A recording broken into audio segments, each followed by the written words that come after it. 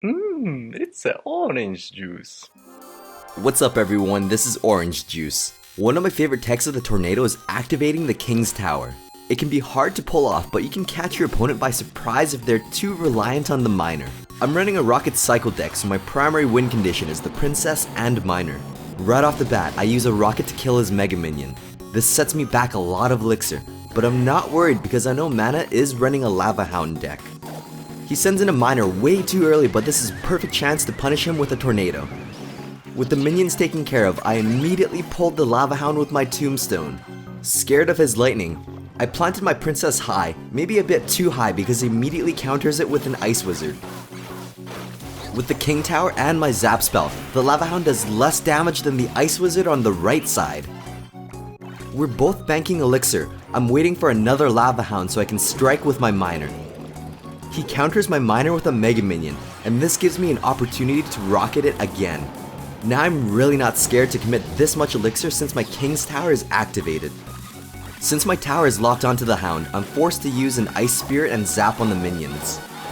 Saving my tornado for when the lava hound pops, it pulls the miner and pups away from my tower.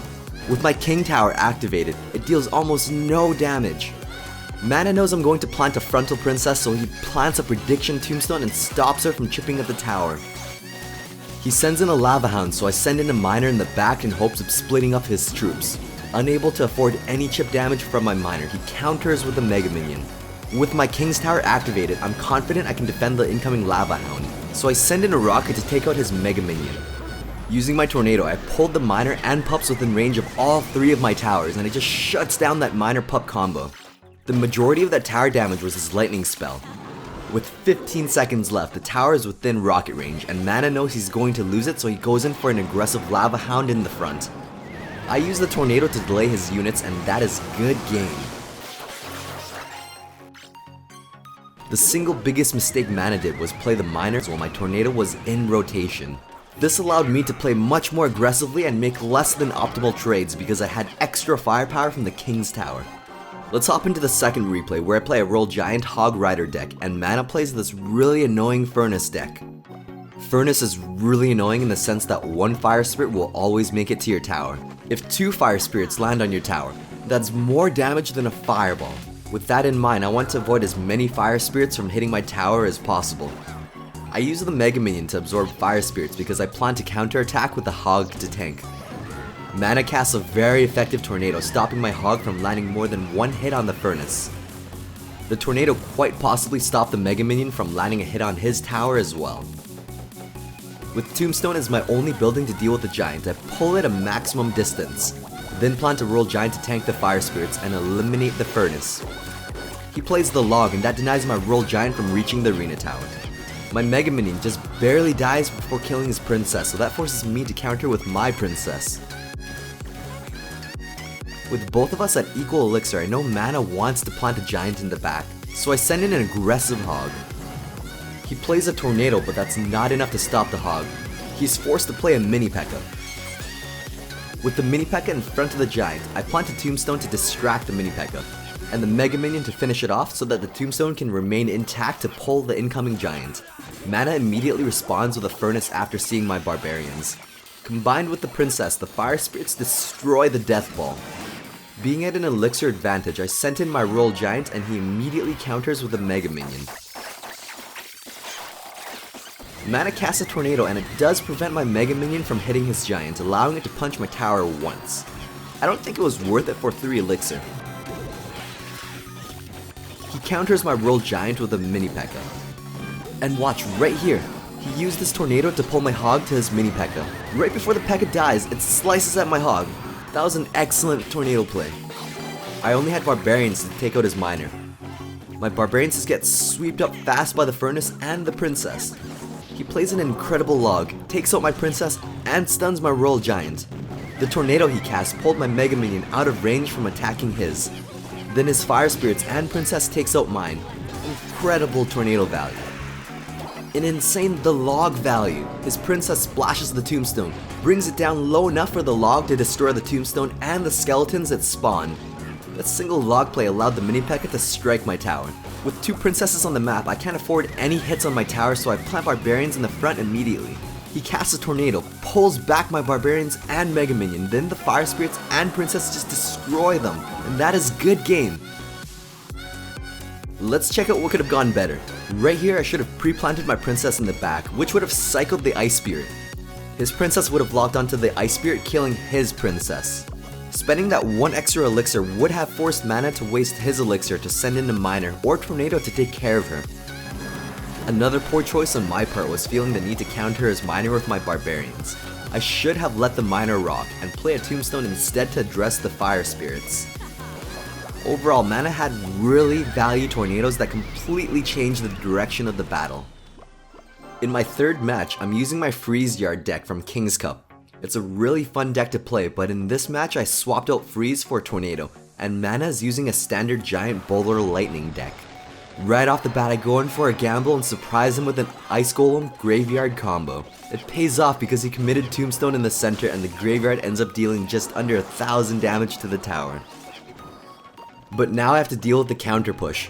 I planted my Tombstone at maximum distance, 5 tiles from the arena tower and 4 tiles from the river. Using a tornado, this hilariously pulls a giant all the way over there. With his Mega Minion separated, I can use my Mega Minion to cancel his out. With the giant staying in range of both towers for so long, he gets taken down before reaching my tower. He deploys a bowler to take care of my archers, which is a smart move. Archers can deal so much chip damage when ignored. A bit early on the minion plant, this costs him his bowler push. Then I'm a bit slow on my miner deployment and the bowler locks onto my tower. I planted my Mega Minion to take out his musketeer, but looking back I was better off letting the tombstone distract the musketeer. Mana plants a giant in the back, so I plan to use a graveyard on the left side. I plant archers on the left to assist in defense, which also cycles my ice golem. I know Mana intends to support that giant, so I'm waiting for him to commit on the left side. This is when I plant my ice golem and graveyard. He knows this is coming and sends in a Mega Minion to defend. Now this is one less Mega Minion I have to worry about on the left side. Counter pushing forces Mana to split his forces. I planted my golem to aggro the bowler on the left and the Mega Minion on the right. Then I cast the graveyard on the right tower. Despite the bowler there, my graveyard still knocked down the tower by 400 points. Knowing Mana wants to support his bowler on the right side, I push on the left side. Again, this forces him to play his Mega Minion on the opposite lane. With both lanes coming down at me, I plant my tombstone the farthest distance, and pull his giant with a tornado. My ice golem distracts the musketeer and bowler, separating the giant even further from them. With the giant out of the picture, my Mega Minion crushes the bowler and musketeer on the right side. As soon as he plays a bowler on the left side, I know he's vulnerable on the right side, so I hit him with a Gravedigger combo. This brings down the tower to 60 health. Basically, all I need to do now is cycle to zap, and that is good game. Let's review what could have gone better. Right at this moment, I'm a bit too stingy because I hesitated to deploy the archers to take care of that one skeleton. So that one skeleton ends up dealing 300 damage to my tower. That hesitation ends up wasting those archers since I don't have the elixir to support them. Here I overreacted and planted another tombstone to pull the giant. I didn't even need to plant it. In this fourth and final match, we wanted to demonstrate how effective Tornado can be with splash units. I used the double Prince P.E.K.K.A deck while Mana uses a Sparky deck. Mana catches me off guard, sends in a Lumberjack so I tank it with a P.E.K.K.A. He responds correctly with the Sparky. The Mega Minion deals just enough damage that the Sparky is untouched. I deployed a Dark Prince because he has a shield that can absorb the impact of a single blast. He doesn't quite finish off Sparky. With the princess behind, I can justify sending in the log for a kill shot. Sitting at full elixir, I plant my P.E.K.K.A in the back. He plants a Sparky. Then he uses Tornado and that Sparky actually manages to splash the P.E.K.K.A, killing one archer. This shuts down my push completely.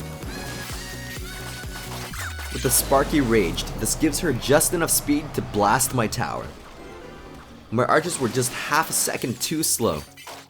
Cards reset, we go in for another full battle. Mana casts a Tornado and this actually clumps my prince onto my P.E.K.K.A. Sparky just annihilates him. With 2 Sparkies on the map, I deployed my prince to absorb 2 blasts. Mana attempts to pull my P.E.K.K.A in front to splash the tower, but I zap the Sparkies and counter everything with archers. Again, he deploys a Sparky, I deploy a P.E.K.K.A. I planted a Prince to the left away from the P.E.K.K.A, but he sends in a tornado, clumps up the Prince with my P.E.K.K.A, then Sparky just lay waste to all my units. With Tombstone, I can't get any closer to his tower. Sparky comes in and goes in for that mercy kill. Overall, there wasn't much I could have done with the cards I had. I could have zapped at the end, but that would have drawn out the battle. With that being said, let's look at one really big mistake I made. Right here, I deployed a Dark Prince. This was a critical misplay. The obvious choice would have been to zap the Sparky, then send in my Prince. Overall, the Tornado is a card that offers great utility, but misplaying a Tornado is unforgiving since it sets you back 3 elixir. I hope these gameplays could offer some real-time examples of Tornado, and give you a glimpse of its dynamic range of uses. Thanks for watching, stay tuned for more quality OJ.